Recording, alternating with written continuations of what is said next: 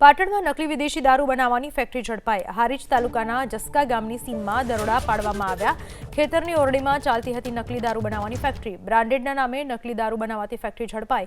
પોલીસે વિદેશી દારૂની બોટલો જપ્ત કરી। બોટલ ઉપર લગાવવાના સ્ટીકર સહિતનો મુદ્દામાલ જપ્ત કરાયો। પોલીસે 3 આરોપીઓની અટકાયત કરી। એક આરોપી ફરાર છે। 77,000ની કિંમતનો મુદ્દામાલ જપ્ત કરવામાં આવ્યો। આ વિશે વધુ માહિતી આપવા આપણી સાથે જોડાઈ ચૂક્યા છે અમારા સંવાદદાતા ફોન લાઈન પર। એઝાઝ, કઈ રીતે આ દારૂ બનાવવાની ફેક્ટરી ઝડપાઈ છે? શું છે આખી ઘટના? કેટલા લોકો તેમાં જોડાયેલા છે?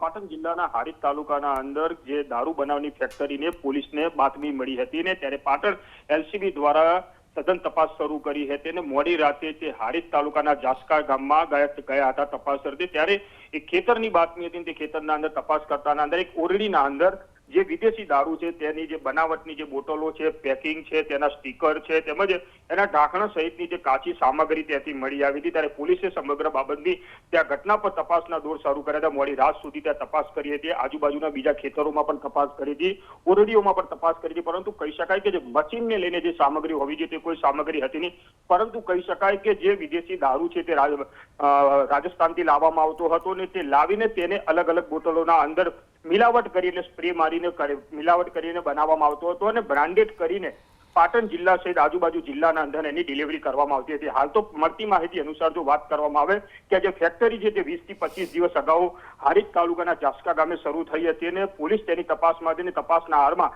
આ ફેક્ટરી ઝડપાઈ છે। હાલ તો પોલીસ દ્વારા 3 વ્યક્તિઓની તે અટકાયત કરી છે। સાથે એક વ્યક્તિ છે તે ફરાર છે, તેની શોધખોળ કરવામાં છે। પરંતુ કહી શકાય કે જે રાજસ્થાનથી જે વિદેશી દારૂના બોટલો લાવવામાં આવતી હતી તેને બોટલોને ખોલવામાં આવતી, ત્યારબાદ અલગ અલગ બોટલોના અંદર અલગ અલગ કંપનીને સિમ્બોલ લગાવીને આ માર્કેટના અંદર એટલે પાટણ જિલ્લા સહિત આજુબાજુ જિલ્લામાં વેચાણ કરવામાં આવતી હતી। પરંતુ પોલીસે સમગ્ર બાબતને લઈને ત્યાં 77,000 જેટલો મુદ્દામાલ જપ્ત કર્યો છે। 3 આરોપીની અટકાયત કરી છે અને હાલ આરોપીઓને જે સઘન પૂછપરછ કરવામાં આવી છે કે ક્યાંથી આ માલ લાવવામાં આવતો હતો, ક્યાં માલ વેચવામાં આવતો હતો, કઈ રીતની મિલાવટ કરવામાં આવતી હતી, તેને લઈને પોલીસે જે તપાસના દોર છે શરૂ કરવામાં આવ્યા છે। આભાર આપનો તમામ માહિતી બદલ।